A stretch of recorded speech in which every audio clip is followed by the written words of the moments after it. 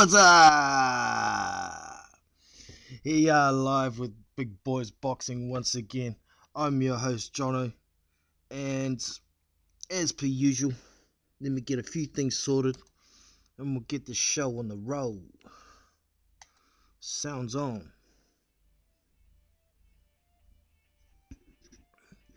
Okay, regulars, I'm about to send y'all a link via Hangouts.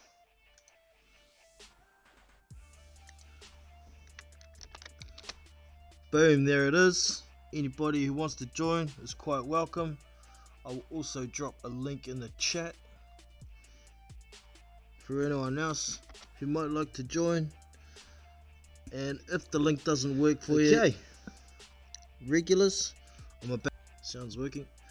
Alright, anybody else who might like to join, you can hit that link in the description. If that doesn't work for you, you can always send me a message on Hangouts on the email that's in the description, which is kiwiboxjono@gmail.com.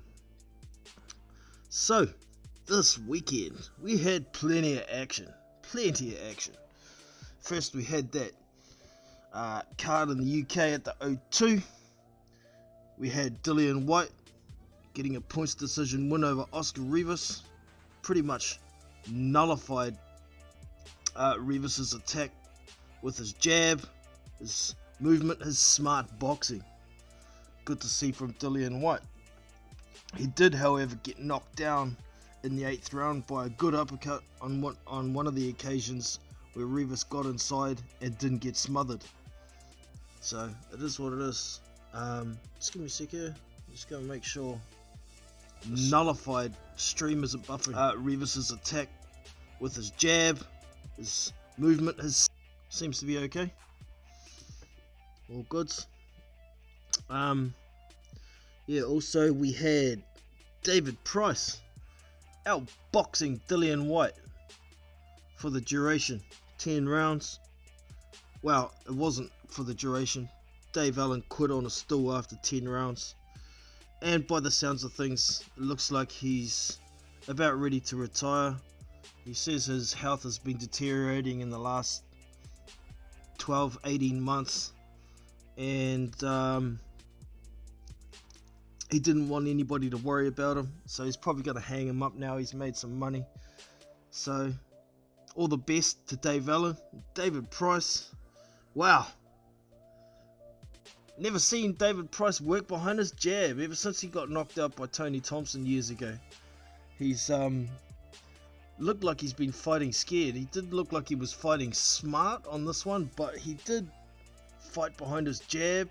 He had good defense. He was moving his feet.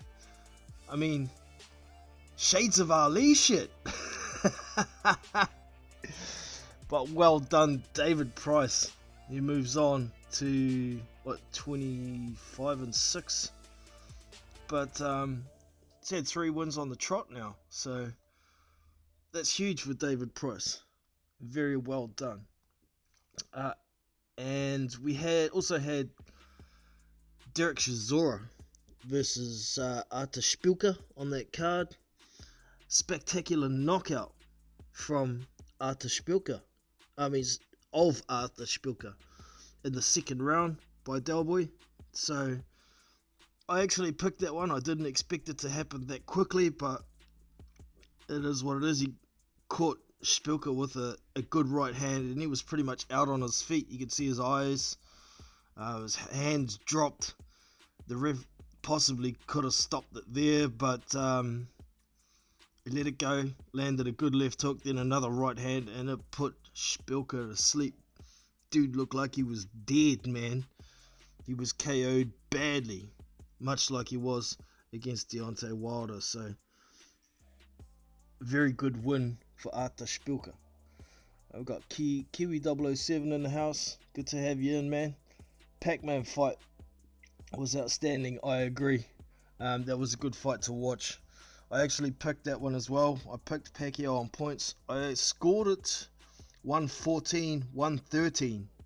For me, Keith Thurman was landing much cleaner work, but Pacquiao's volume and yeah, when he gets hit, Pacquiao gets hit by a combination, he always turns around and comes back with his own combination to counter it. And it's very eye-catching for the judges. He did a good job. At 40 years old, he's still got plenty of speed. He's still got a good gas tank. He's a freak, man. He's a freak of goddamn nature, isn't he? So he picks up that WBA title. Are we going to see a rematch between Pacquiao and Thurman? Possibly. Or are we going to see Pacquiao move on to fight Spence or Crawford? I'm not sure what the deal was. Was there a rematch clause in that fight? Because Thurman did hold the WBA belt. I'm not sure, but we will learn in time. But that was a great fight to watch. Two judges scored that fight, 115, 112. One scored at 116, 110, I believe. The commentators on Fox seem to think that Pacquiao won like 8 or 9 rounds or something. They thought it was a clear victory. But a lot of the punches Pacquiao was throwing were landing on Keith Thurman's block. So I think 2 of the judges pretty much got it right. Actually, one of the judges scored it in Thurman's favour, didn't they? 114, 113. I'm not sure how they got that. But for me, they won 6 rounds each, and it was the knockdown in the first round that won Pacquiao that fight. So, Thurman running backwards in a back line, underestimating the speed of Pacquiao's feet to catch up with him when he's trying to run. He learned his lesson real quick on that one. So, yeah, great fight to watch. It was a good card, actually. We had Ugas handing Omar Figueroa a 12-round beatdown. For me, it looks like Omar Figueroa just isn't strong enough at 147 to compete with the big boys. I mean, he's got plenty of volume, he's got a good heart, a good chin, but just not strong enough. I think his best path would be to go back down to 140 and fight there. But yeah, he took his first loss. He got knocked down. What was it, in the second round, somewhere there, early in the fight. But he kept coming forward all night. He kept taking shots, and Ugas, very deserving win. He says he's ready for the winner of Spence versus Porter. So we'll see what happens there. But also we had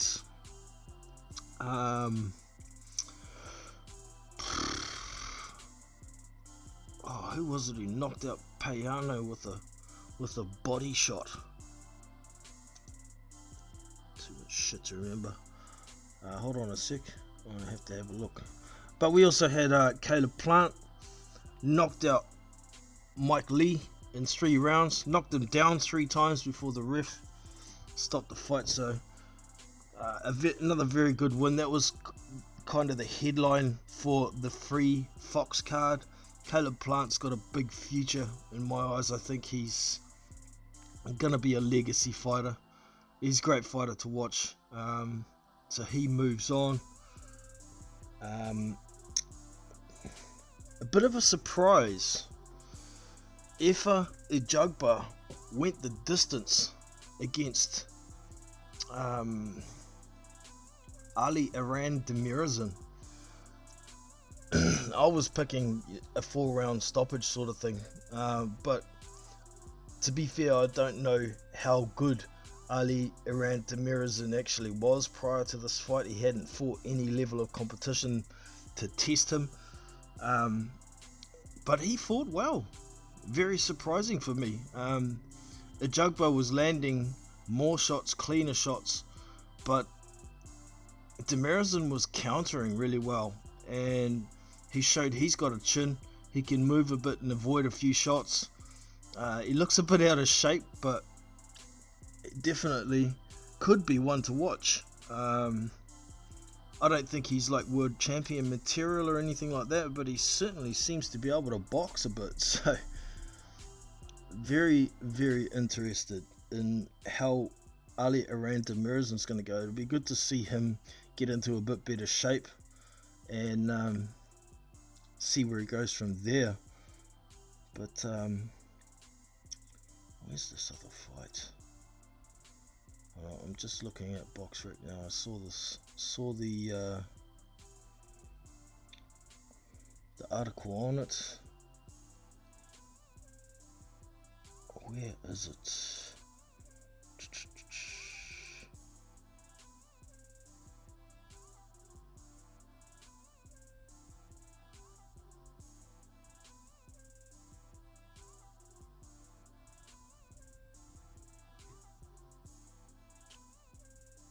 Oh, God damn it.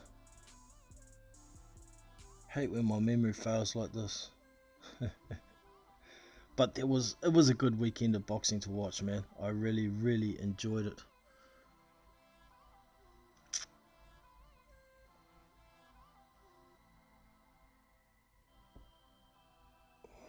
Figueroa, no it wasn't.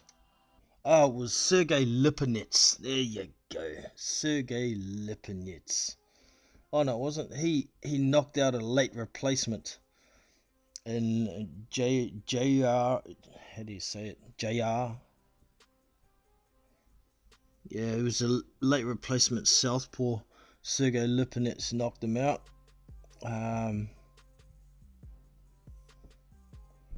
Caleb Plant, Ifra Jugba. Where is it? Anyway, Payano got knocked out with it was Lewis Neary. That's right. Lewis Neary knocked out Payano with a wicked body shot. Big delayed response on the body shot. Payano threw a jab, and when his arm was up, he got a body shot right in the rib cage. Must have busted a rib or something, but he didn't really react until about 5 seconds later. We got Tommy Temper in the house. How are you today, brother? I'm good, Jono. How are you doing, mate? Not too bad at all, brother. Not too bad. How did you enjoy the weekend's boxing? You catch up with much of it? I saw the British fights, but unfortunately, by the end of the white fight, I was completely smashed, so I couldn't stay up for the American fight. Yeah, fair enough. I'm sure they'll all pop up on YouTube soon enough anyway. I see most of the Ajagba fight is up already. That was actually one I missed, but I've been back and reviewed it, and he's got some work to do as that boy, but yeah, real surprised that Demirizin lasted the rounds, and he's actually not a bad boxer, so we found out something about that. But what did you think of David Price, mate? Shades of Ali or what? I thought Pricey looked incredible. How can I put this? I've never seen Pricey look like that before in terms of his performance, his stamina, his strength. He didn't look like he tired, and I've got a big question mark over that in my mind. Yeah, well, I had a bit of a chat about it after the fight with McGregor, and we kind of agreed Dave Allen wasn't putting on the right kind of pressure. He was boring into his head down and not landing a lot of body shots on Pricey, and that's the kind of thing that empties a gas tank. Somebody like the fight against Christian Hammer was hammering his body and pressuring with the right kind of pressure, whereas Dave Allen simply wasn't landing anything. Price's defense was too good, so man, I'm happy for the dude for sure, but kind of killed one of my bets. That's normally a solid bet, putting a bet against Pricey, isn't it? Yeah, pretty much. But it's all good. I got pretty much even for the weekend because of that Derek Chisora knockout over Spilka. That covered all my bets for the weekend, so I was pretty happy. We had a couple of upsets. I threw some money on Thurman as well because he was paying like 4-1 for a points decision. And as they were calling out the scores, I was screaming, "Come on, damn it! Come on, damn it!" But what did you think of the Derek Chisora fight? That was awesome, man. I didn't expect that knockout to come as quickly as it did, but no, me either. I figured that sooner or later the pressure was going to get to Spilka. He's never really dealt with pressure fighters very well, so you know, that one was paying 3-1 for the knockout on that one, so I was happy. What did you reckon, mate? I thought Derek was brilliant because he came out swinging straight to the body, and it had an effect because it started to slow down Bilka, and obviously at one point Bilka lay on the ropes in the second round, and that was the beginning of the end. Yeah. Clipped with a left hook, he was out on his feet. I think Chisora landed 2 clean punches and he went down, if I remember right. But I was hammered at that point, so I'm trying to remember correctly. Yeah. Brilliant finish. Yeah, the first one he landed big was a right hook, and you could see Spooker's eyes almost roll back in his head. His hands drop.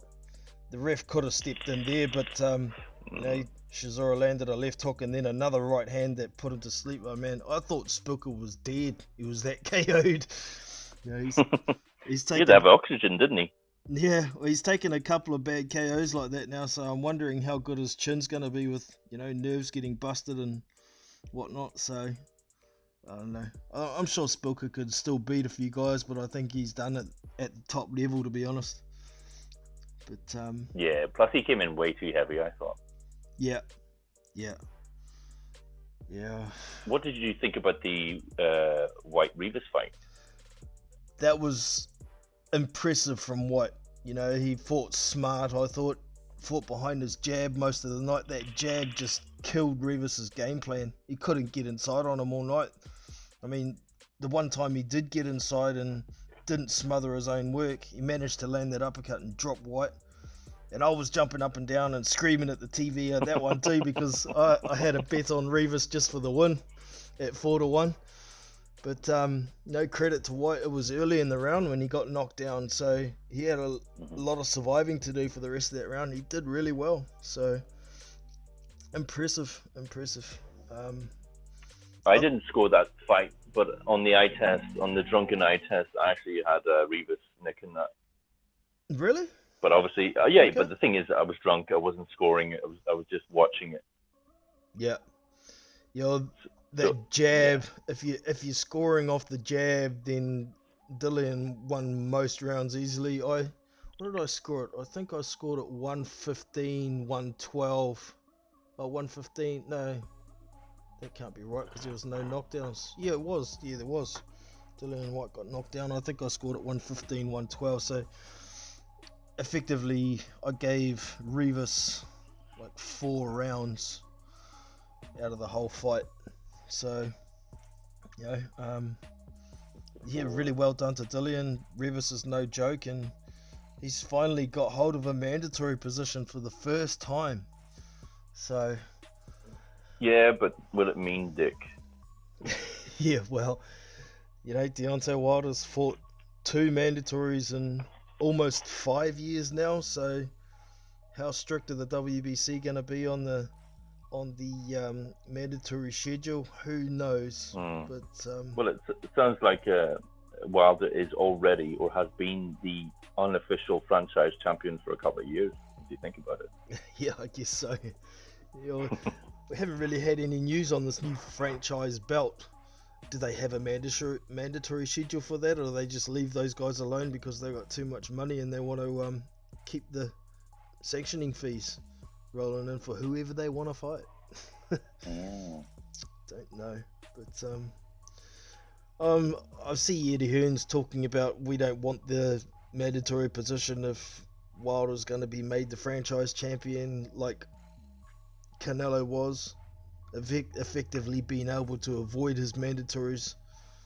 So well, how would that work if Wilder gets upgraded to franchise champ? Does that mean that his old belt becomes vacant? No, that means Dillian White gets that belt, just like Charlo. But will he have to fight for a belt, or would he just be gifted it? Well, if the WBC want to show any kind of credibility, then they have to give it to White, because they gave the full belt to Jamal Charlo when he was interim champion, because he was Canelo's mandatory.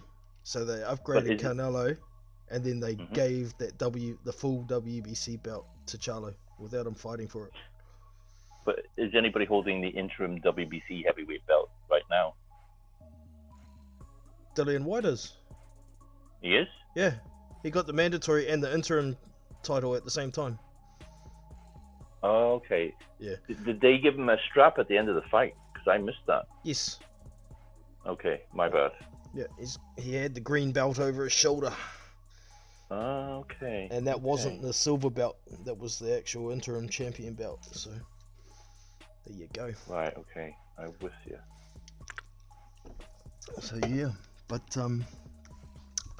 was there any other fights on that card that you're really... I only just got out of bed when Richard Riakbar was fighting... what's that guy's name? Starts with B and ends with Smith. Can't remember. But it was about the 8th round when I sat down and started watching it, and I was watching some other streams, and a lot of people thought Bear Smith or something his name is actually beat Riakbar, but they gave Riakbar the decision. But it looked like a very competitive fight, and I'm wondering if there was some bias there because he's one of Dillian White's boys. But, yeah, interesting, man. It was. What did you make of the Thurman Pacman fight? That was very competitive. I think Keith Thurman was underestimating Pac-Man. He's 40 years old. He can't be that quick anymore. He found out real quick because he got put down in the first round. Trying to back out when Pacquiao was throwing a combination. Pacquiao's fast feet chased him and landed a right hook on him. And it wasn't a shot that, buzzed him and knocked him down. He was trying to run backwards and he got smacked on the jaw and fell backwards with the extra momentum. So it was a big flash. Yeah, I thought it was a flash, yeah. Yeah, say. Flash knockdown. But I thought that was the only thing separating them.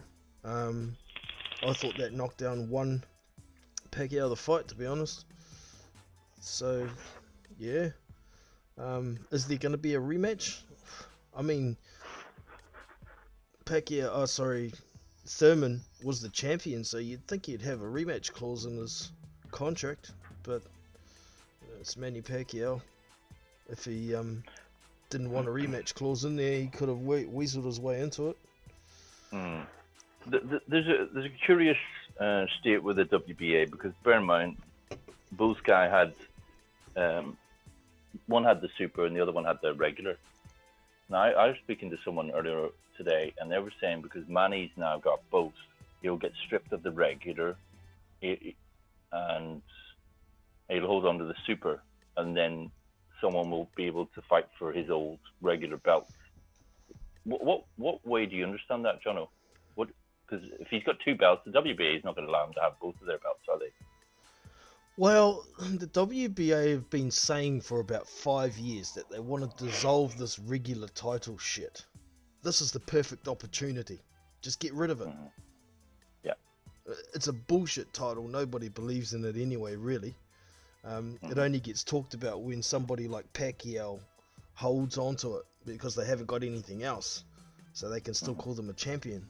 But, they did the same thing with the heavyweights. They said they're going to dissolve it once the regular champion fights the super champion. But they've got a problem with Fraser Kendo having rights to fight for the regular belt before they can dissolve it. So, I don't see why whenever a regular champion fights a super champion, they should dissolve that belt in every division and until they're all gone. But yeah, agreed. But I imagine how it's going to work is something like what you said. They're going to make that regular belt vacant, and someone's going to have to fight for it, which is absolutely stupid. Well, probably Thurman will pick it back up again. Well, there you go. They might just give it to Thurman and say, hey, here's your rights to a rematch. Wouldn't surprise me. Yeah, shady shit, alright. But, yeah. So you just caught... There wasn't any other UK cards on that you were looking at over the weekend? Just that one? Give me the other fighters, and I'll tell you if I've seen them. I didn't notice any other cards on, but I wasn't paying that much attention. You know, just those two big cards kept my whole Sunday busy. The UK fights I actually thought were very, very good. Very good. Yeah, I see Lawrence Okoli had a run out win on that card as well, but I didn't see that one. No, I missed that one. Yeah, so it's what it is. But I'll just try and send out a couple more invites. See if I can find. Actually, I'll do it on YouTube because there's heaps of combined conversations on there, isn't there? Where are we? Or have I deleted them all? Looks like I have. How convenient.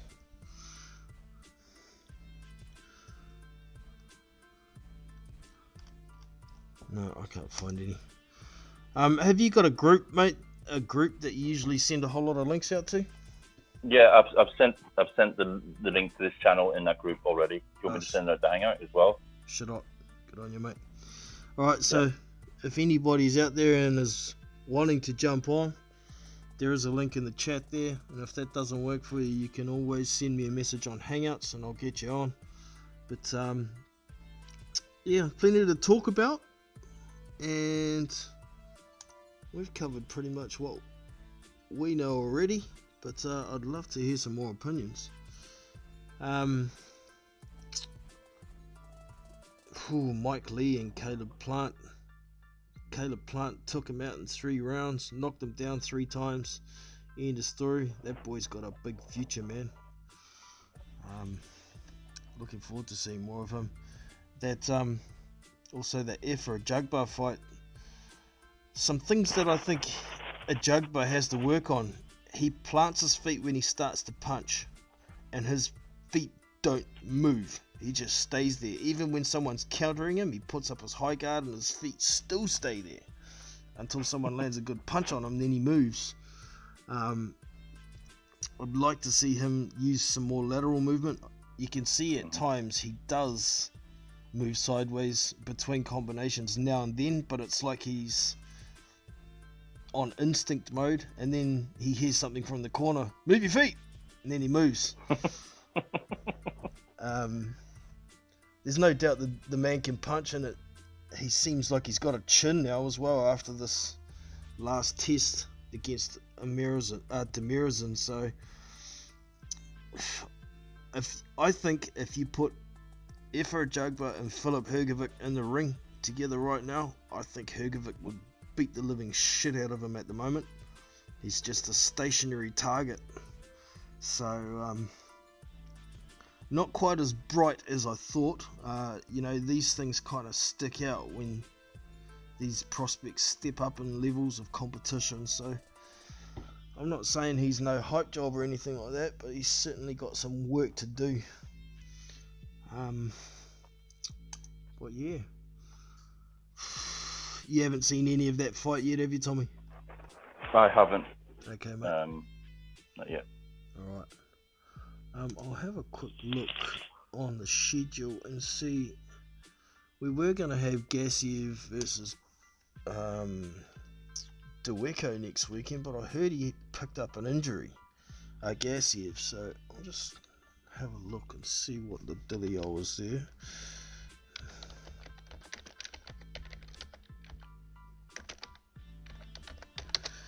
Buret Gassiev on BoxRec. What fights are happening next weekend, Jono? Yeah, I haven't looked up what's going on. They still got Deweko versus Gassiev listed next weekend, but we'll see what else was on that card. Tevin Farmer was supposed to be on that card, and he's fighting Giuliano Fremios. Don't know that dude. He's 46, 1-1, so he must be okay.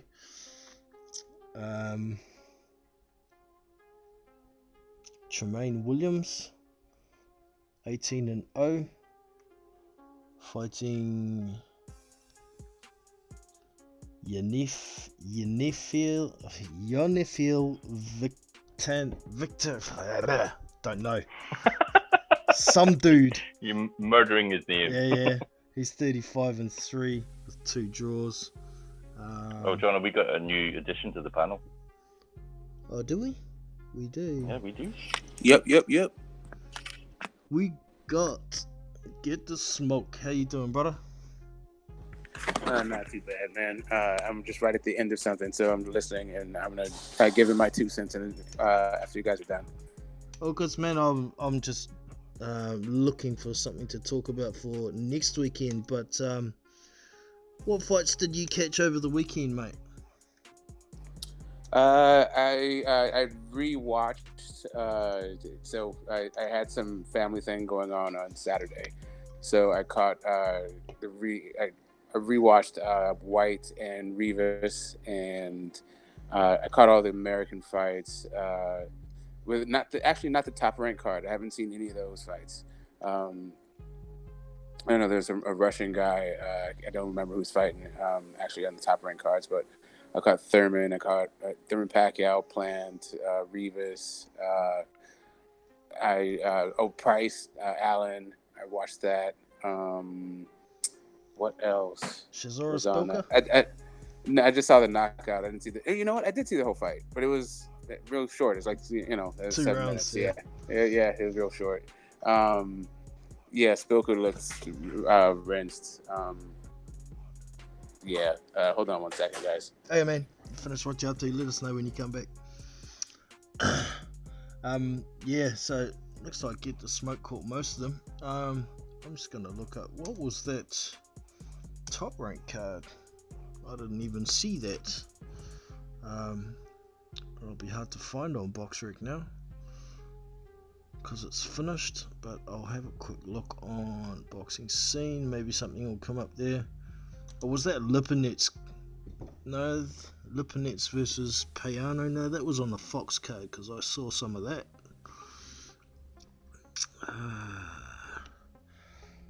Be down a bit. Card of Plant, that was on the Fox card.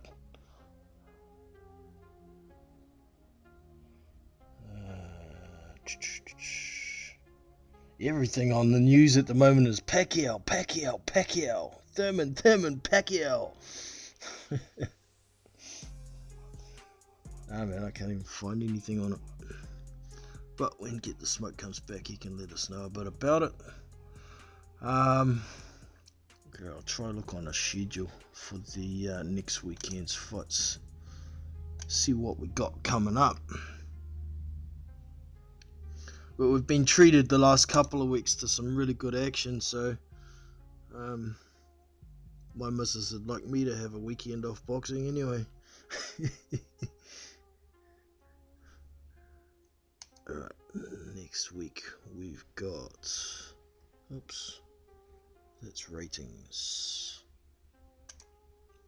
schedule, go. What do we got here? Still not right.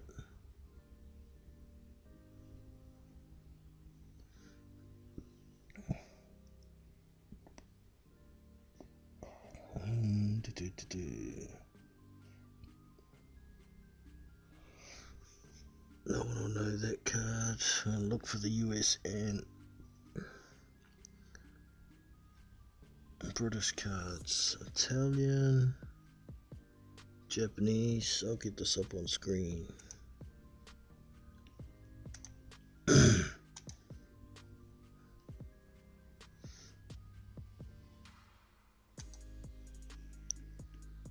Okay, we can search together.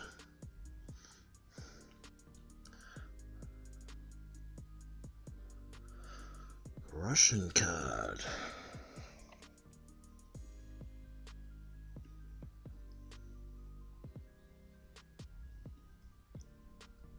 Japanese card. Russian card.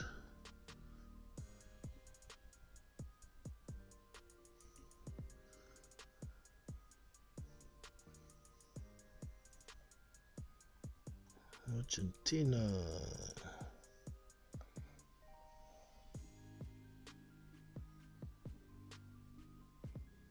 Got an Australian card on. Floyd Mason.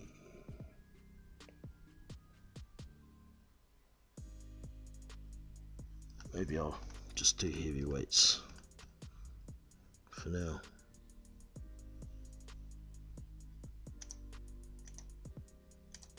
Not all divisions. Heavyweight. There we go.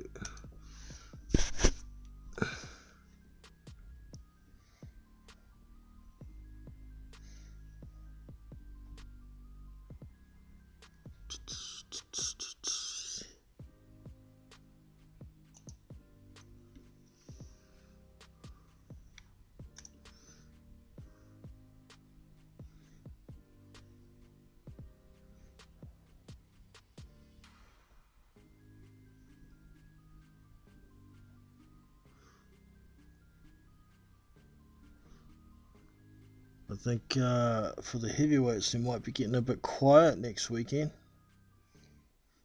which is fair enough after a good couple of weeks of action.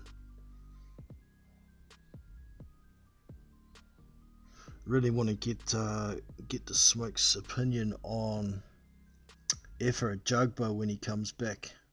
What he thinks he needs to work on. He certainly needs to work on some stuff. Lucas Brown. Is that next weekend? Who's he fighting? Yeah, it is next weekend. Lucas Brown is fighting Tom Little next weekend. Tom Little. 10-7. British. You know who Tom Little is, isn't you? Yeah, he's English. Yeah. He's a bit of a British journeyman. Yeah. That could be a competitive fight, the way Lucas Brown's going lately. Tom Little. Actually, I might look at the odds for that. That might be worth a bet. Tom Little to beat Lucas Brown. Brown's a bit soft to the body. I've still got Murat Gassiev against Joey DeWicko as well. Listed for next weekend.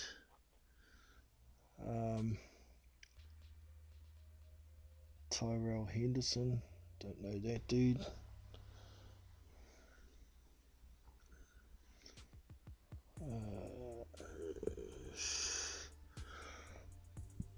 Pardon me. Who else we got?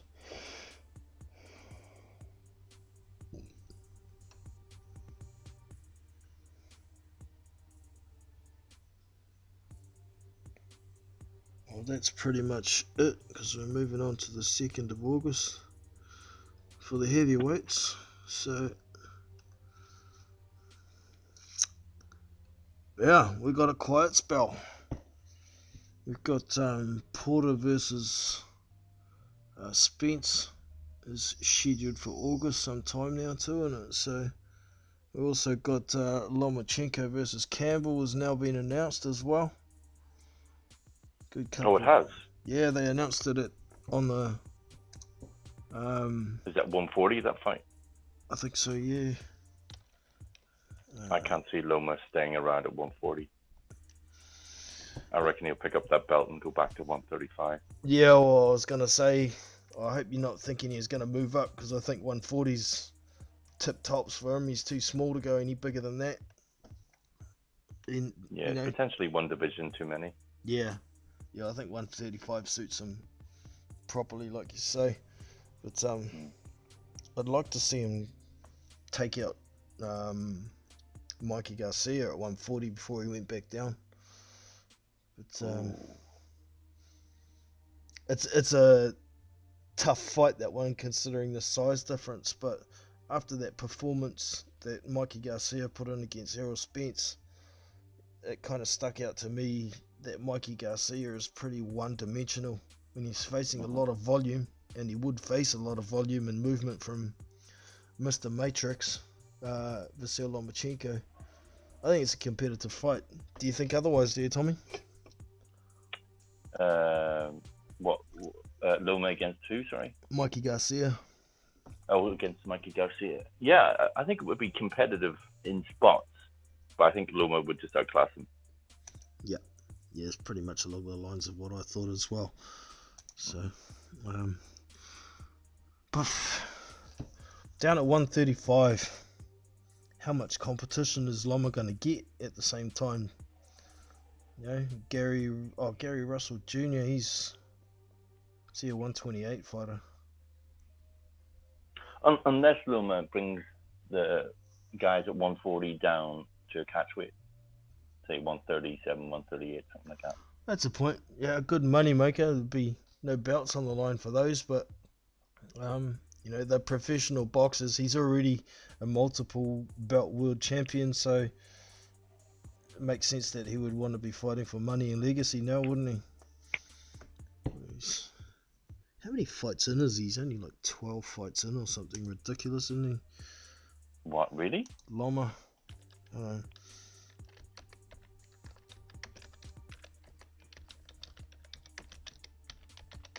He's certainly been fast tracked, hasn't he? Oh yeah, big time. Vasil Lomachenko. I was close. 13 fights in. Oh, one fight. 13 wins, 1 loss. Someone just messaged me. Who that?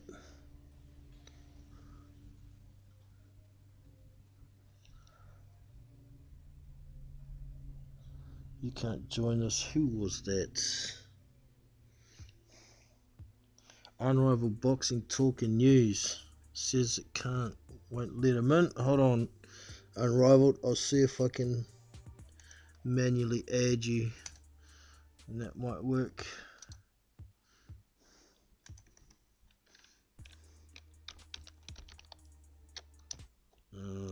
Need his email. Actually, let's see if I can do it a different way. I've got a suggestion. Try it in about 5 seconds.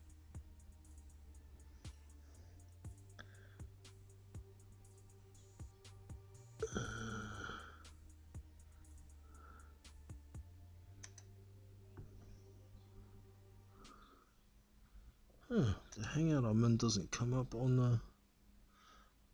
Gonna try now, Unrivaled, see if it'll let you in. Tommy's done something, he reckons. What up, Jono? Ah, you're in now. What did you do, Tommy? Did you add his He left the call. Oh, yeah. Ah, okay. Is it not going to let more than one? No, because Get the Smokes in there as well. No, it's he has me blocked. So Oh, if you have someone blocked, if someone has another person blocked on YouTube and they're in a call, that person can't join into the hangout. well, holy shit! I learned something today. Where's Tommy? So like if you blocked me and I was in a hangout and you tried to join it, you couldn't join. Okay. You know. You and Tommy having issues? I guess it doesn't really matter, does it? No. It's just a bugger that you can't get in here at the same time as well. Well, I mean, I did jump in on a different account. He can still come in. Okay. I don't mind. I managed to jump in on another account, but then he left, so I jumped back onto this one. Okie dokie. Alright. Mr. Unrivaled Boxing Talk and News. What do you think of Efra Jugba now after that performance?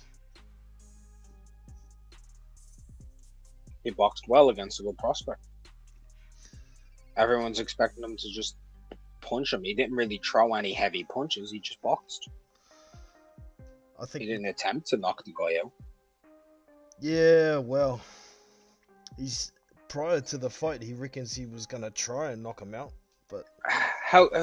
Here's the question: does this mean he's bad, or Demirzin has a chin? I think I'm pleasantly surprised at the quality of Demirzin, to be honest.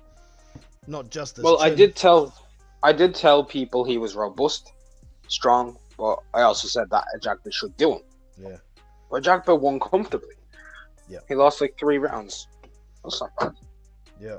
Maybe two or 3 rounds. It was alright, man. It was alright. Ajagba fought okay. He could have done better. It's just I feel too many people were overrating Ajagba. Yeah. Yeah. Big time. So I don't think I was one of those people. Like, yeah, anyone who ever said name your top 10 heavyweight prospects, I'm one of the few people who didn't have him in my top 3.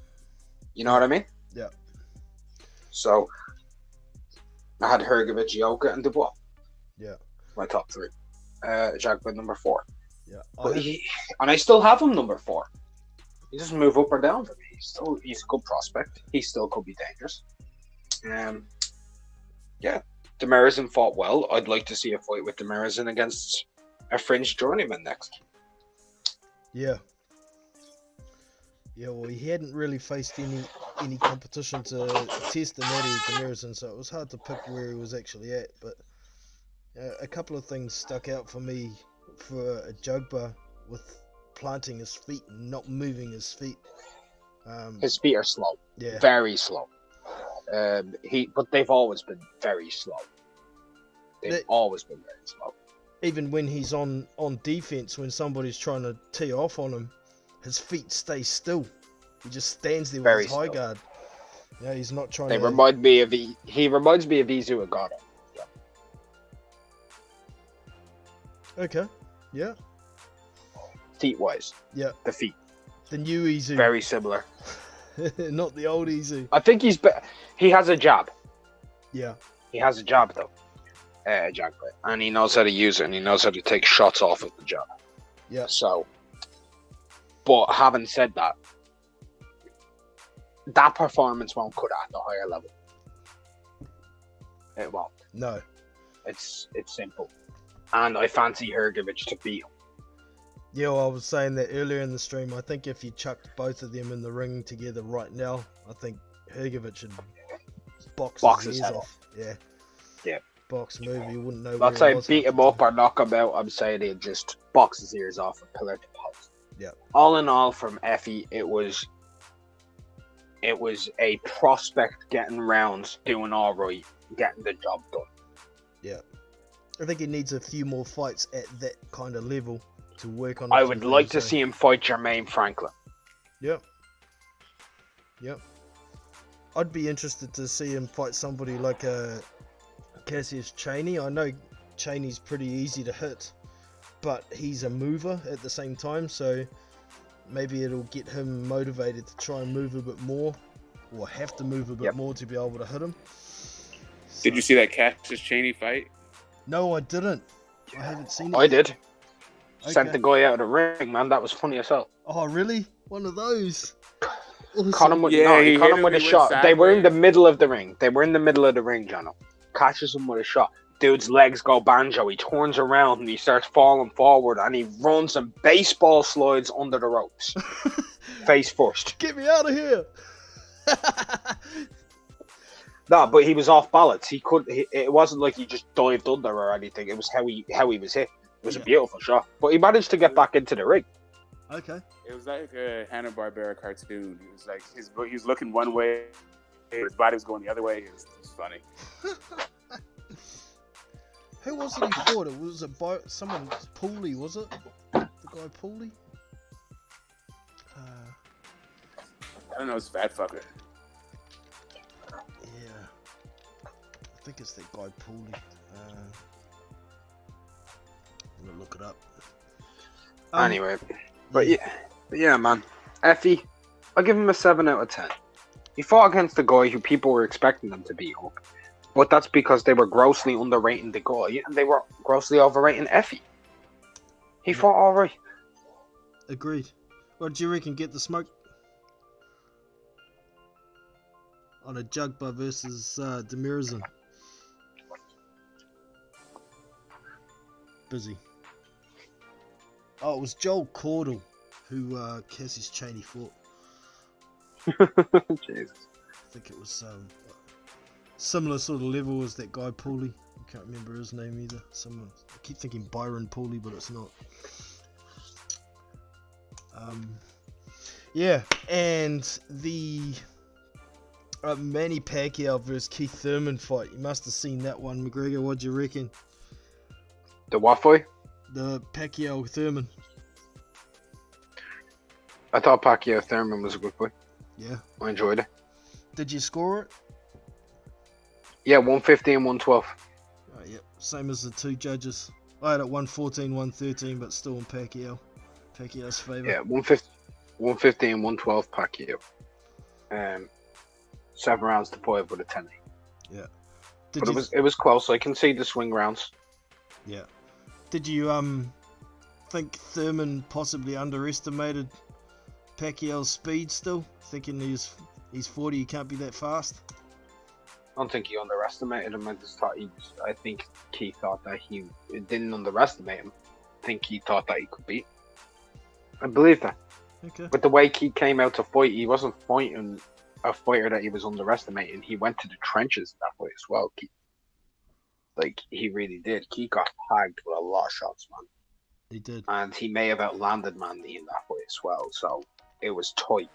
He didn't really underestimate him. He said that he knows what type of fighter Pacquiao is, and he knows how you have to beat that, and you need to fight fire with fire, and you need to come away, and you need to catch them on the counter. And he did do that. It was just he couldn't do a full tilt because Manny was capable of using his attributes. Yeah. I don't think Thurman knew how to negate that speed and combination punching, eh? I mean, I think he did know how, he just couldn't execute it. That's the thing. That's what I mean, yeah. He could have jabbed a lot more to try and keep Pacquiao at range a bit better, but that speed, it's still there and it's still killer. Once he starts a combination, there ain't much answer to it unless you can time it right between the punches, and you ain't got much time between his punches.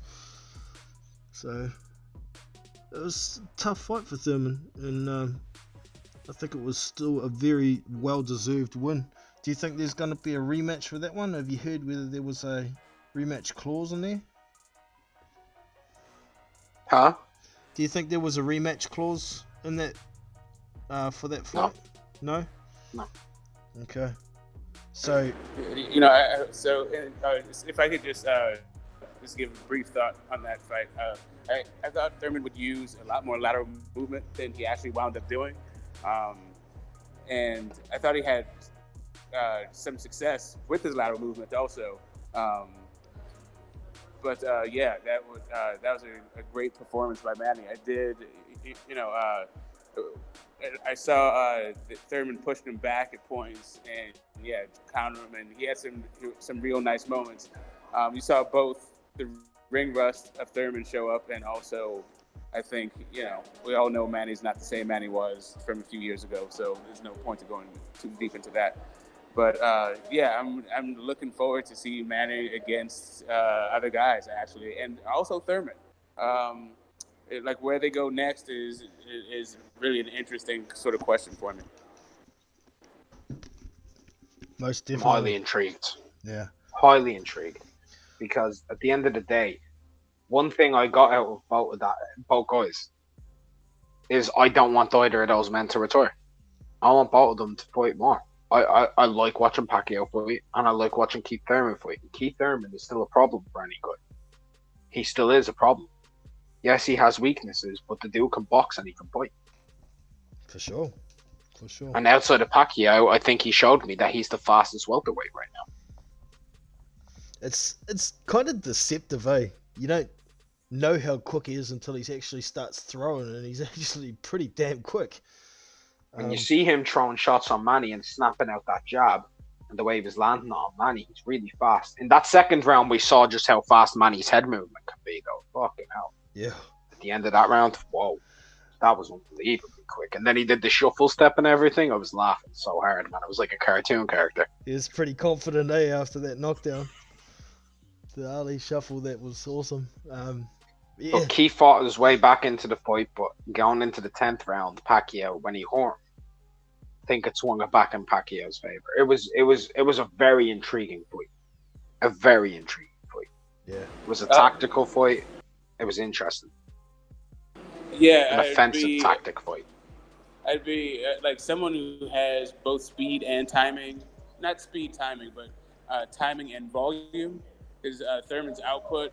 I mean, it was all right, but I don't know. There was a time when the fight was there for him, and he just didn't have the aggressiveness. He didn't he didn't put his foot on the gas, and Manny was able to like outwork him at the ends of rounds and steal stuff from him that he shouldn't have been able to. I mean, yeah, I'd love to see where they go from here.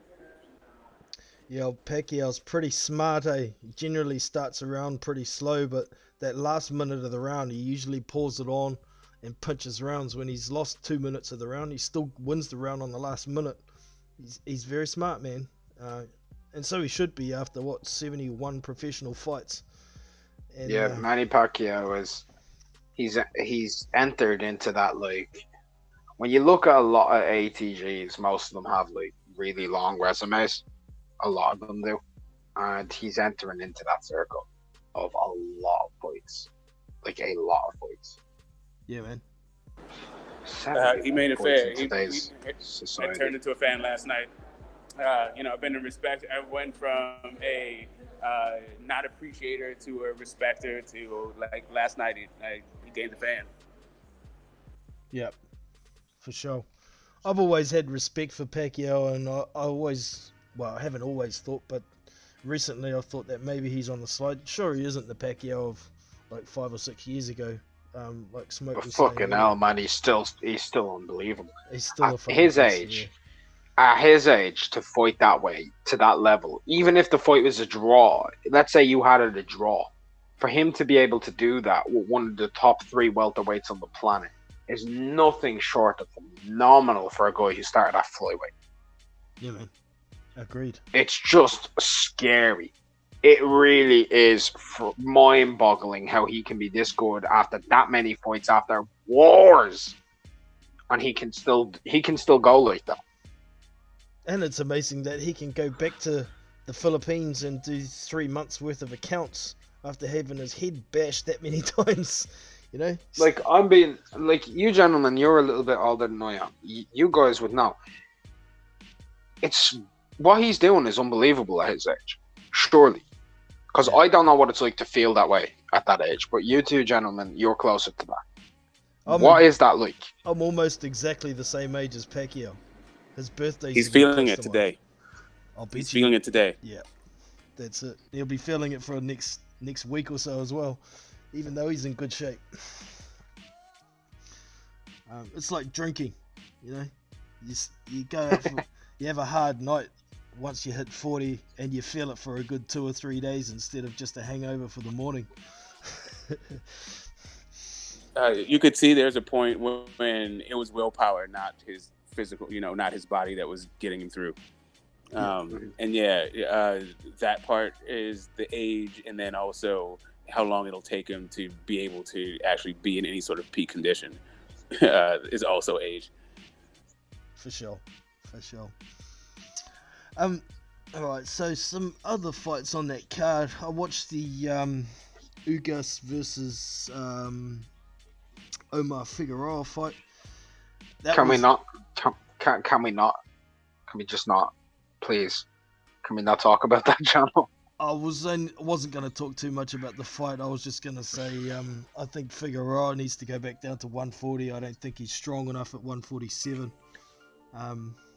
And that was shown up to me. But did you want to comment on that or move on, McGregor? I'll make one comment on it. It's the second worst fight of the year. I thought so. Ref could have stopped it, but carry on. It's 2 guys I think that have like cult status amongst like boxing purists here in the States, but whatever. Yeah, I think it was bad. I think the younger brother Brandon has a lot more potential, to be honest, out of those 2. But well, he's the interim WBA champion at bantamweight. Yeah, Brandon. Yeah, you go for it, man. I like him. Indeed. As you know, I watch those guys. Yeah, for sure. All right, so I keep forgetting his name. The guy who got taken out with a body shot. Payano. Juan Carlos Payano, yeah. Yeah. Taken out by Sergey Lipinets. Pretty straightforward. No, that wasn't Sergey Lipinets. That was Louis Neri and Payano. Lewis Neri, sorry. Yeah. Yeah. Lipinets was that late replacement JR guy or whatever his name is. Yeah. Instant. Yes. But pretty good performance from Louis Neri. Broke down the older fighter, stopped him later, and he moves on, so he's got a bright future. You guys want to comment on that fight at all? Yeah, sure. Louis Neri disappointed me. He should have been able to destroy Juan Carlos Payano. He wasn't able to get close to him for the first 4 rounds. Eventually, he started to catch him, started to cut him up.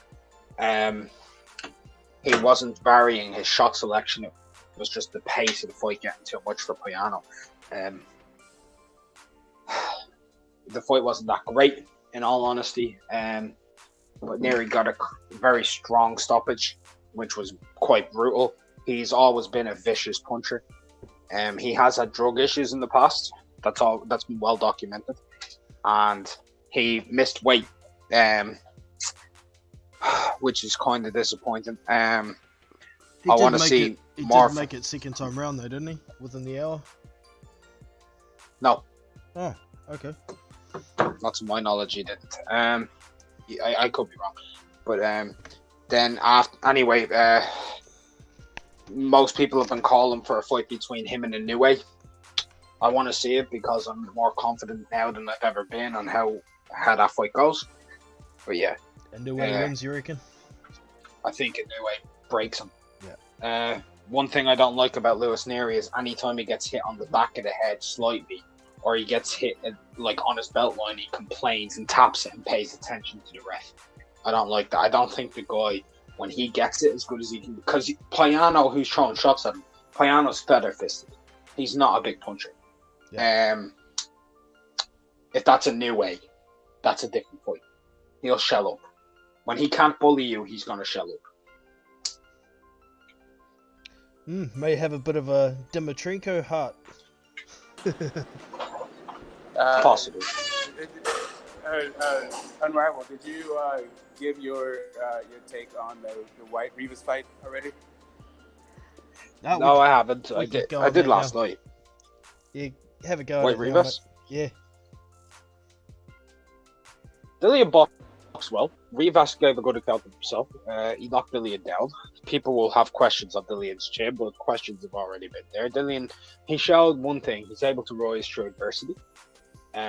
He's able to get up and battle on. Outside of Wilder, I think all of the top heavyweights outside of Wilder and Parker have all been dropped Wilder and Parker. Yeah. All the top heavyweights, and Ruiz, outside of those three guys, all the top heavyweights have been dropped more than twice. All of them. Yep. Povetkin's been down 4 times. Vlad's been down a few times. Pulev's been down a few times. Fury's been down 4 or 5 times. Joshua was down 4 times in one fight, and once against Klitschko, it's 5 times. I mean, I don't know how bad his chin is as such, but he does have a little bit of a balance issue more than anything for me. But he used his jab well. He shot well to the body. His double jab was the thing of beauty for the first 4 or 5 rounds. Not even gonna lie, that was stunning. Yeah. Nice to see. That's a new weapon from Dillian, that double jab now. And then the disguising the shot to the body. He can get a bit wild, but all in all, he put on a strong performance, and I scored at 116, 111. Yep. What'd you reckon, Smoke?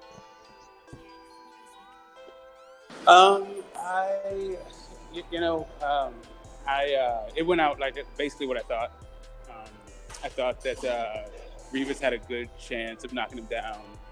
I thought that White was going to win on points just because I don't like Rivas' output or his tank or the distance he likes to fight at. And actually, along those ends, I'm not sure if it seems to be more of a thing that I'm seeing in the UK refs. They don't like to see guys fight on the inside.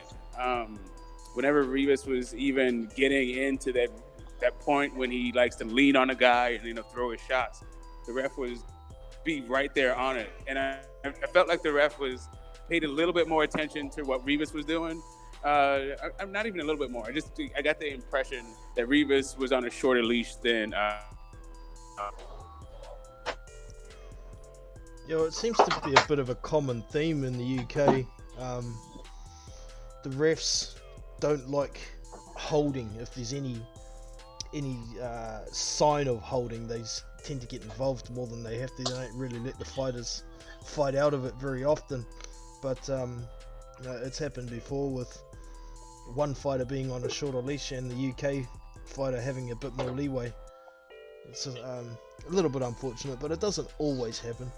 I thought it was a very interesting fight, though. Where you go, Smoke? Yeah, and I'm not saying that it's more like how it played out in the aesthetics of the fight more than the outcome or the result. Yeah. Like with the Parker fight, maybe that would have affected the result, but in this fight, I don't think so. I think Rivas would have just sat and done his usual thing of putting his head on White's chest and hitting pot shotting with his 3 punches, and White still would have hit him with left hooks to the body and to the head. So whatever. Yeah. I would have liked to have seen Rivas throw a few more jabs in that fight and maybe find a way to work in, move his head and jab. But he was jabbing early. His jab wasn't that bad early, but then once he got hit, he went conservative, and then he fought at a range that I don't really see him fighting at, and it played right into Dylan White's hands because it was a little bit outside of the range of his own jab. And anyway, yeah, it wasn't the best tactical thing from it.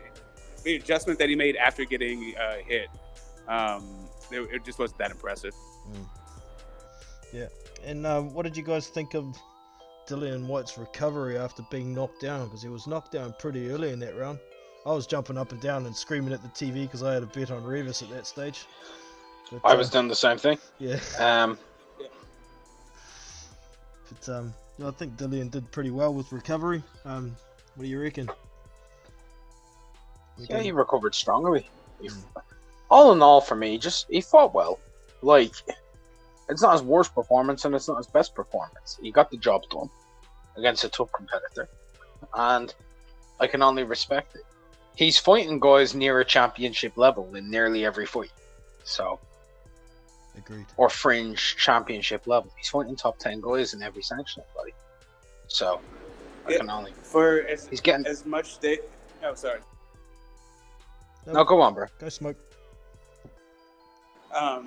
For as much stick as the WBC gets, White is a very solid mandatory. If Wilder is able to still retain his title through these next list of fighters before he gets to White, it's going to be a good fight. And I think all the people who say sanctioning bodies are this and that should appreciate just the journey, because when White actually first got his number one spot, he got it off Robert Lanius. After that, faded Derek Chisora. I don't think it would have been the same fight as it's going to ultimately turn out to be, should it actually happen. Yep, agreed.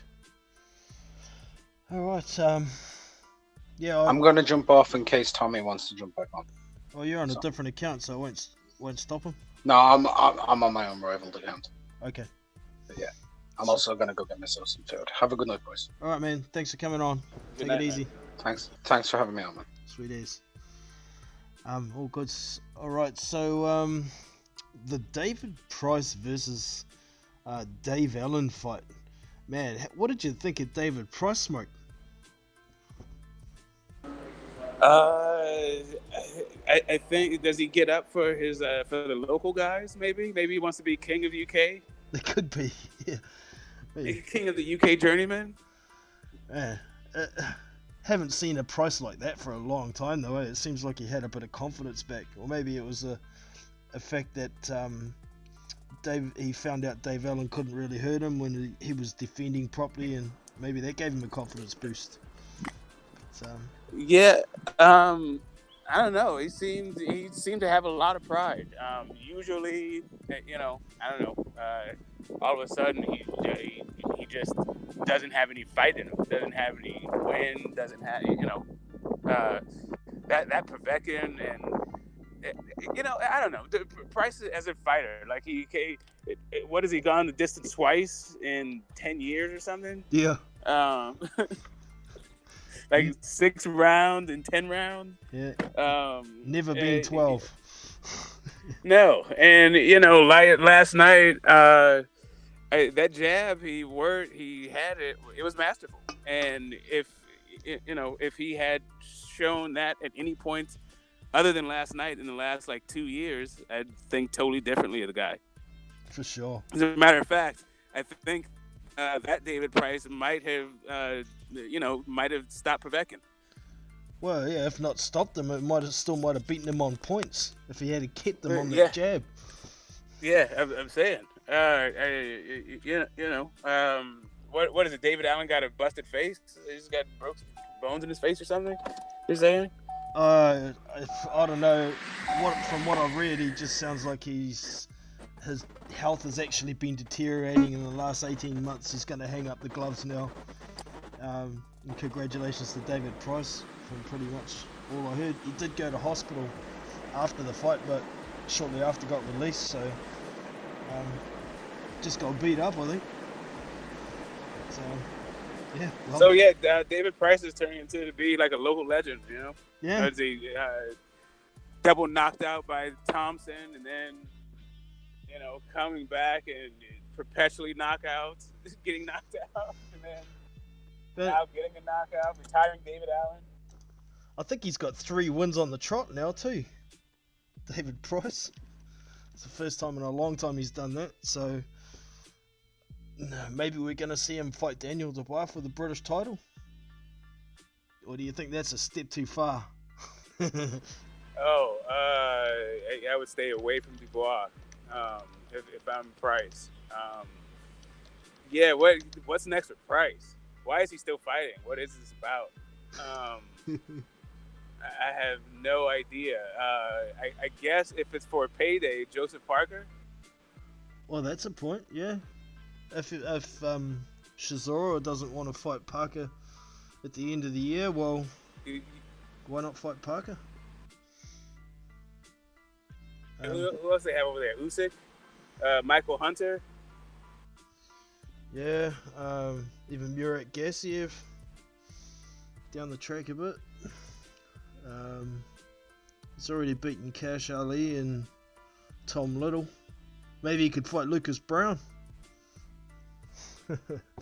Oh, there you go. Yeah. You know what? He could break. I mean, off of that performance, I could see him, a nice little WBA regular round table. Yeah, true that. Daniel Dubois and those guys. I'm not Daniel Dubois, Joe Joyce.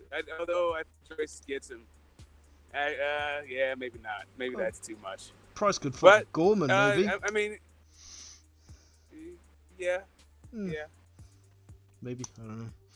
But I guess it's just cash out. I try to go for the big guys and get some cash. Like Michael Hunter's not enough of a draw. I try to get the Parker fight. Agreed. All right, so we'll move on to the other one on that card. The Chisora versus Spilka. Didn't last long, only 2 rounds. But I thought Spilka was actually looking not too bad in that first round, trying to be a bit slick, avoiding the big shots. Thought, okay, we could be in for a long night, and then bang in the second round, right hand, and his hands dropped. Ref could have stopped it there, I thought, but man, after he got caught with that second right hand, dude looked like he was dead. Spilka's got to stop getting knocked out so badly. Not the best Arthur Spilka we've seen, right? I mean, even going into it, you seem a little bit soft in the middle. Yeah.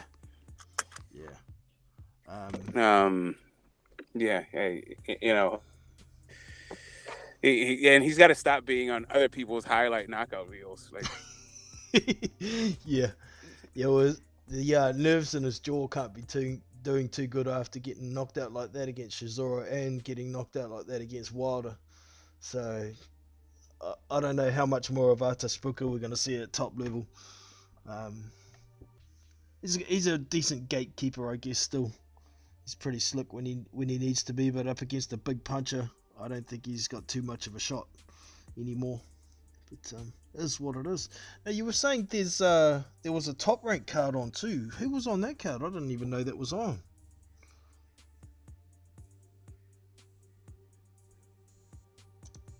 Busy. Okay. Top rank. See if I can Google some shit.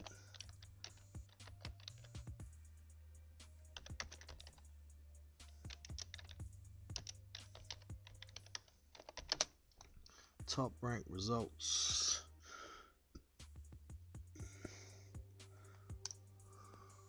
Oh, I had my mic on. I was muted. Sorry. Yeah. Yeah, there's a guy. It was headlined by a guy who had at least like 16 characters in his last name and not a lot of vowels. Yep. It's like a Russian dude, by the sounds of it. Yeah, exactly. I hadn't seen it. It seemed like a filler a filler card just for top rank. Okay. Was there anybody of note on the rest of the card that you recognize, or not really? No. Okay. It was just Bob trying to having his thing, because also UFC had something at the same time, so it was just strange. Okay. Did you see the Caleb Plant versus Mike Lee fight? Yeah, that was jokes. That was actually hilarious to me. I don't know what. That was some funny. That was funny. I don't know how else to put it. If you know Chicago, and it was sort of like a caricature of like a certain kind of Chicagoan. The way he's fighting, the way he went down, the way he seemed like he was going to be all strong and the bravado, and then just a pussycat. Yeah, that was funny. Sounds like Mike Lee is a bit of an actor and shouldn't have really been there. I didn't actually catch that fight myself, but did hear he knocked him down 3 times, and the ref stopped it. So congratulations to Caleb Plant, but he's a fighter I really like watching. I'd like to see him fight some more good competition. And yeah, I think he's got the goods, but yeah, that level of competition is always makes I'm suspect that your management would ever match. I think you got your mic half covered there, mate. Oh, there you go. Oh, there it goes. Yeah, I'm surprised that I'm always suspicious when management matches you with a guy like that, because I'm pretty sure that was a voluntary. Yeah. His first title defense, but still, like, why? You want to see someone, you want to see him tested at least a little bit, not just a complete against some guys. You can't carry your jock. Yeah, I want to see him against Callum Smith, but it's not going to happen for a while.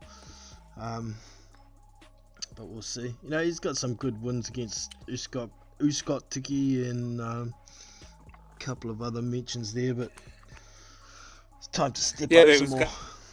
Tiki was excellent. Yeah. That Scott Tiki fight was excellent. He made his bones there, but everyone is hyping up the Benavidez fight. Benavidez, and I can't call it. I like Benavidez a lot. But I haven't seen him. Looking forward to his next. Yeah. I don't actually know who he's fighting next or when it's scheduled. Benavidez, you mean? Yeah, Benavidez. I'll look him up.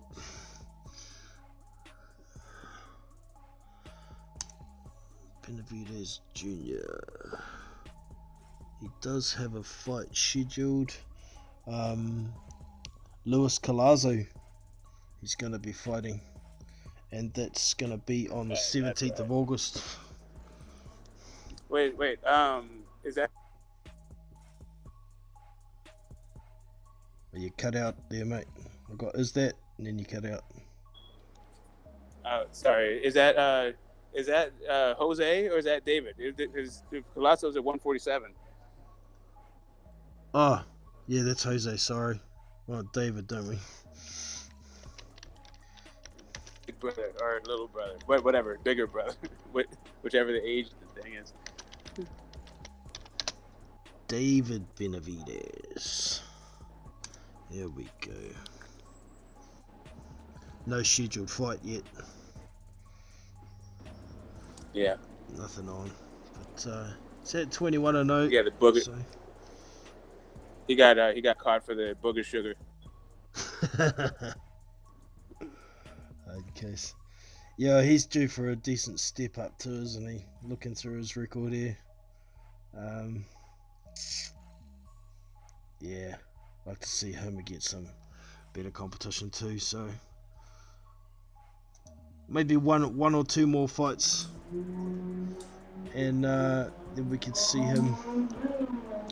So, what do you think's next for both White and Rivas? Dillian White. I wouldn't actually be surprised if Eddie turned around and threw him in there with David Price as a keep busy fight. Poor Pricey. He'll get knocked out on that one, I think. That's mean.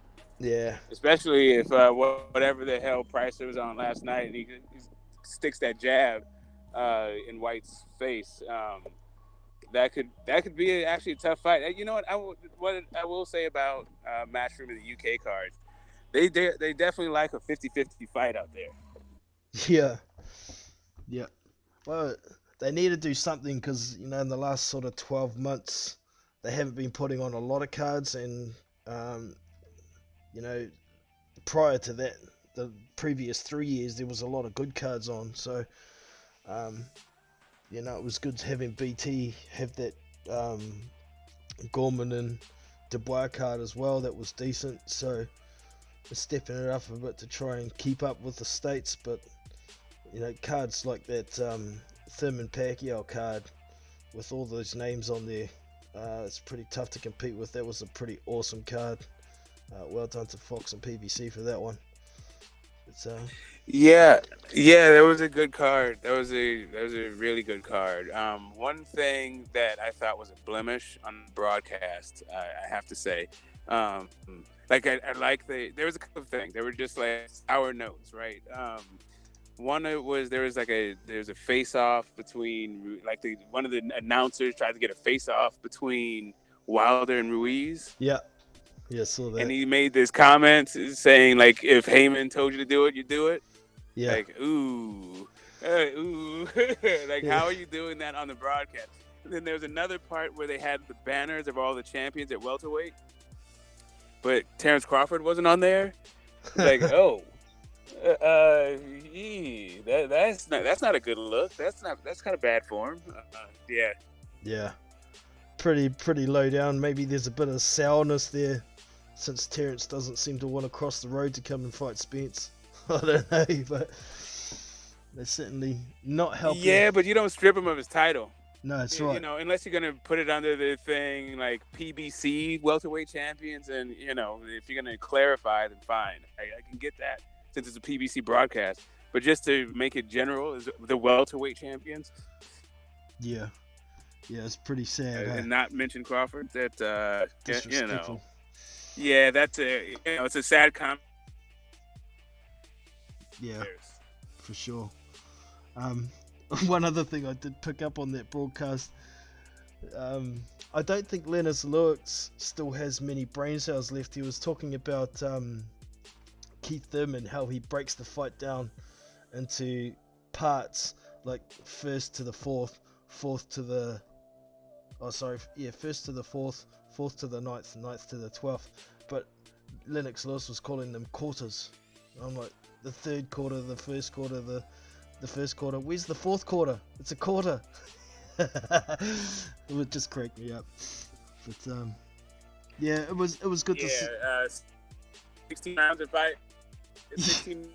Exactly. Those days are gone. But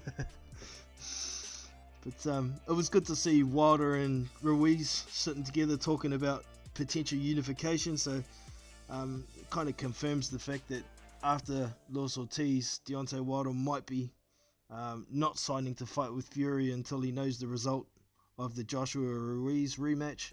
If Ruiz hangs on to those belts, then we might get to see the first 4-belt unified heavyweight champion ever. So, what a treat. I would just I would just say, man, just on that note, Fox is absolutely murdering the game when it comes to promoting these. Uh, every of the Fox promotions on this just been exemplary. All the content they put out, the in depth. Fox is doing a real bang up job. I would say that ESPN, the way they gushed over Fury should make any fighter on any network jealous. I guess outside of Canelo. Yeah. I guess AJ also gets a lot of love from his broadcasters also. But I don't know what's going on in the UK now. It seems like a lot of people, are jumping off the AJ bandwagon. But I don't know if that has creeped into into his actual broadcast parts and the talking head, pundits. Yeah, this certainly seems like a lot of silence since his last say. Not so much. I don't think they're jumping off the bandwagon. I think there's a lot of them are still in shock. They don't know what to say. Yeah, or what he should do. Like everyone's giving all this advice, and another loss means the end, and all this stuff. And yeah, I don't know if it seeped into the actual, what Fox's is. He alone, and that speaks volumes in itself. The silence might speak volumes.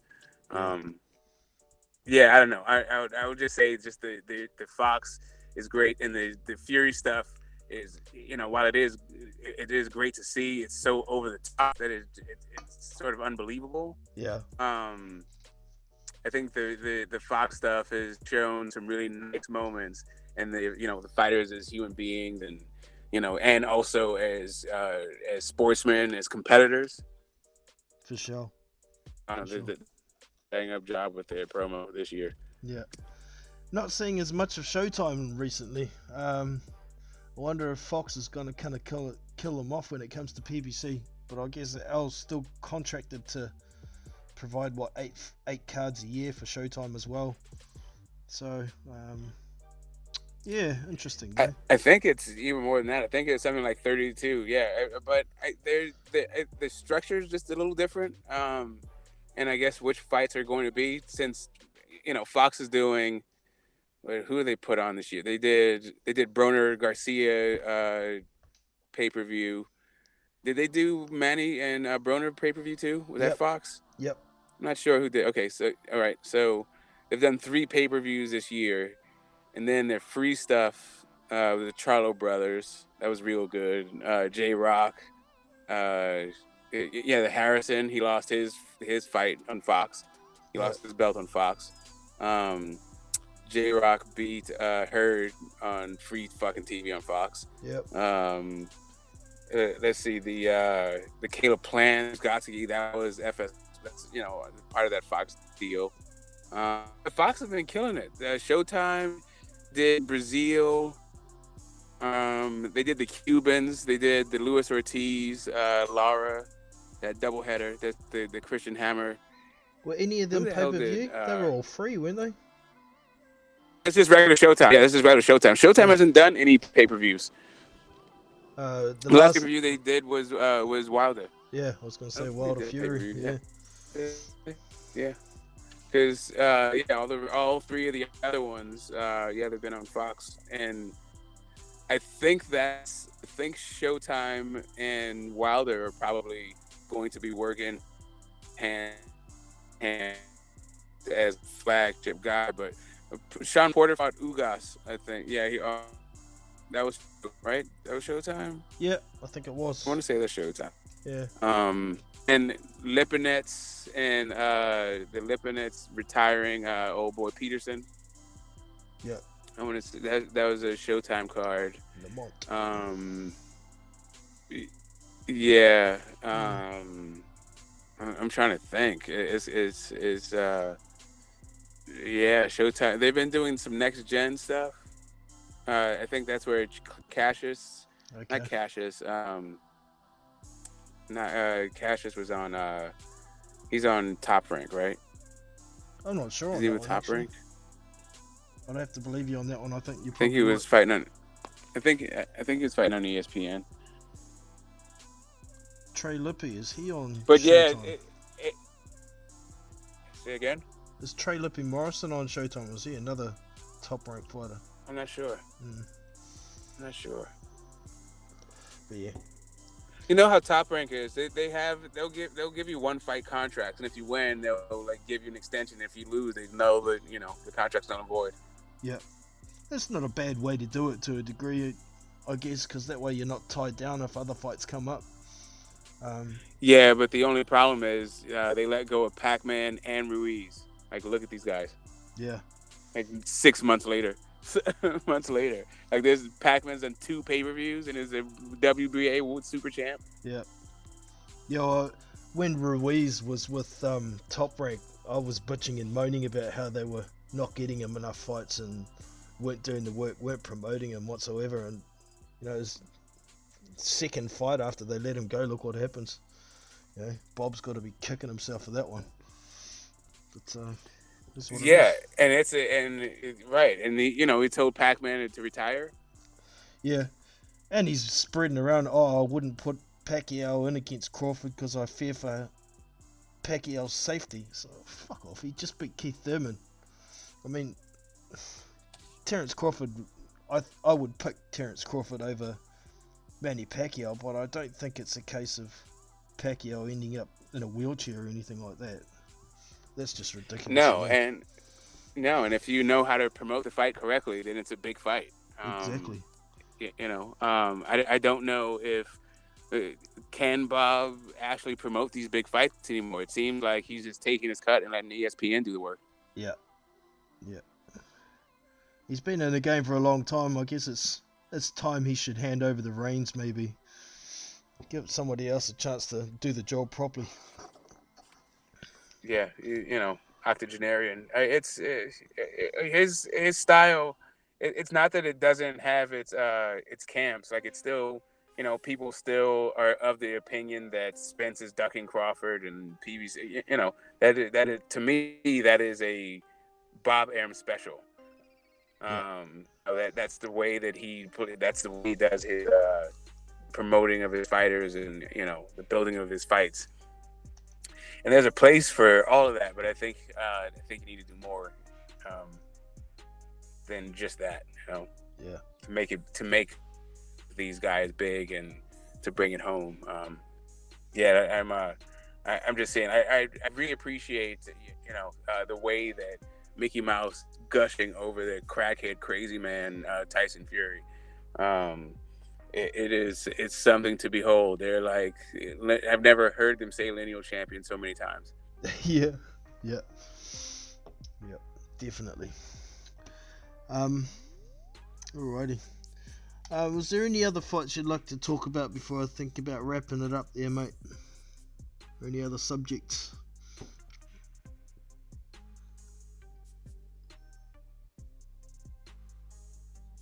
No? Alright then. Well, I guess we've been on for a while. Time to wrap it up and... Oh, sorry, my mic was on. Oh, where you go then? I was just going to ask, you said White was next for White, but you didn't say what you thought was next for Rivas. What's next for Rivas? Wow. Let's bring up some rankings and we'll have a look what I think might be good for him. Give me a sec here. Rankings. I guess we won't get a refresh of the rankings for another couple of weeks yet, but let's put it on screen. There we go. Okay, Oscar Rivas. Adam Kalnaki's got a fight. He could have a fight against Alexander Povetkin. I think wouldn't be a bad fight for him. Similar size kind of guys. I don't think Pulev would be a good fight for him, even though he beat Pulev in the amateurs, and Pulev is actually looking for a fight against him to get some revenge for that. Maybe that's an okay fight, but I don't know if Pulev would take that on, still being the IBF mandatory. It's a little bit risky. Edget Cabell, maybe. I wonder if Rivas versus Chisora is a option for Eddie Hearn, since he's got the association with Rivas's management now, depending on whether Chisora and Parker are going to get it on or not. Dominic Brazil, 2 guys coming off world title losses, could be an option. Joe Joyce, I don't know whether Joyce would be into that. He's got bigger and better things in mind. Who else have we got here? Otto Wallen. That's a good fight, a comeback fight for Rivas, and I think he'd beat Wallen too. What do you reckon of that one? Otto Wallen versus Oscar Rivas. I think you have. If you're a Rivas fan, yeah. I think that's what you're looking for. All right, yeah. If you're a Rivas fan, I think that's what you're looking for. Something like that. Yeah. Wallen fan, actually. Yeah, that's a good one. That's a good fight. That's a good fight for both guys. Wallen's got that pretty high ranking at number 5 with the WBA, so could be attractive. Wallen may want to think final eliminator against somebody, and I don't think Rivas would get another final eliminator coming off that loss, but that's a possibility. Yeah, it'd certainly give Wallen some credit. To date, the only credit he's really got is knocking out Adrian Granat, isn't it? So yeah, who's top 5 WBA right now? Top 5 WBA, we've got Joe Joyce above the rankings, the gold champion. Not the title hold, all those. Yeah, I think all those guys above them. Yeah. Yeah, we've got Manuel Chara above. Not all those weird belts, but like the actual guys in the rankings. Trevor Bryan, number 1, but he's actually the interim champion as well. Alexander Usyk, number 2. Dillian White, number 3. Anthony Joshua, number 4. Otto Wallen, number 5. Mm-hmm. So. Wow. I don't know if Dillian White. Trevor Bryan, huh? Yeah, he's supposed to be fighting Manuel Char. I don't think they got that fight made. There was supposed to be a purse bid, and somebody did bid on it, but I'll have a look. Do you think that Trevor Bryant was just like basically like Don King trying to pass the hat around? Oh, big time. I mean, he's only got that position of knocking out BJ Flores. Isn't even a legit heavyweight, you know, and the performance that Flores put in, taking a dive about 20 times in that fight. Yeah, not a good look. And that fight was 11th of August 2018, and Trevor Bryan hasn't had a fight since then. He's still sitting at number 1 with the WBA.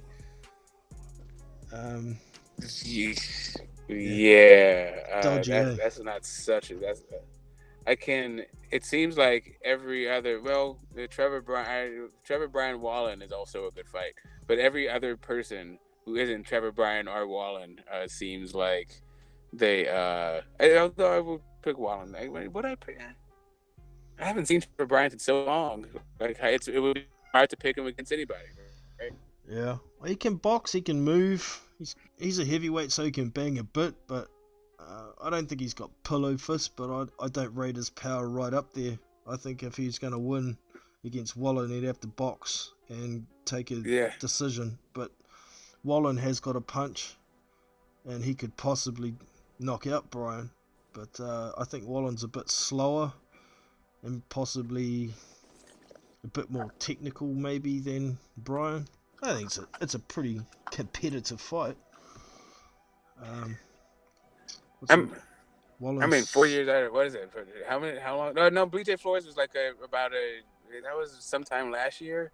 Was that the last Trevor Bryant? Was that the BJ Flores fight? BJ Flores. Was that 2018? Yeah, 11th of August 2018. So he's been. And then before that, when was Trevor's last fight? Before that, Trevor's last fight was on the 15th of December 2017. So he's only fought twice in 4 years. He had another fight in 2007, 2 fights in 2017, 1 fight in 2016, and then BJ Flores is also another guy who hadn't fought in forever. No, right? He's also real inactive. Did he have a fight coming up? Oh, he's just had a fight.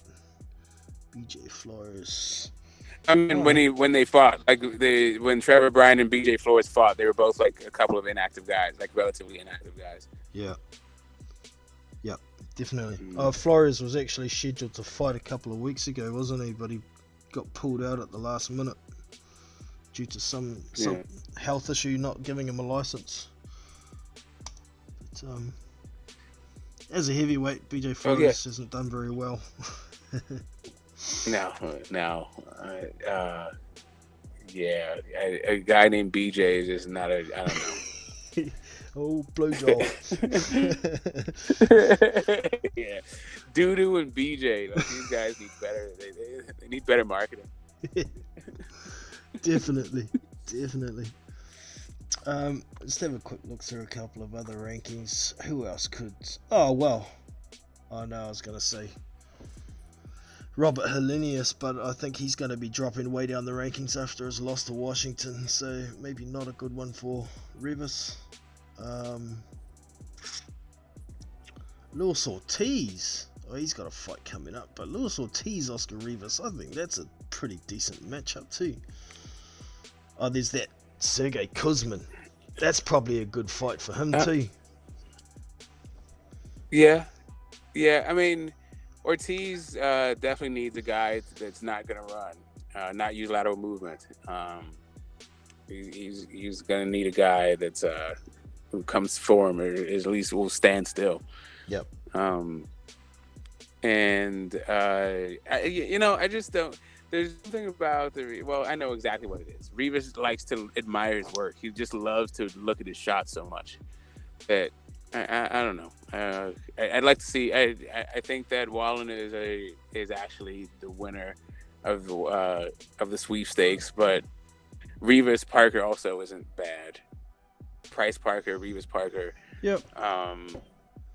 But Price is a little bit better because he's coming off of a win, and his fights don't go to the cards. So like the anticipation of how it's going to end is probably better for Price. Yep. Yeah. Definitely. Anyway, that's half of the attraction of watching David Price, really, is it? Is he gonna get sparked? Yeah. Is he gonna land that one big punch? Exactly. And are both things gonna happen? Yeah. Yeah. Big time.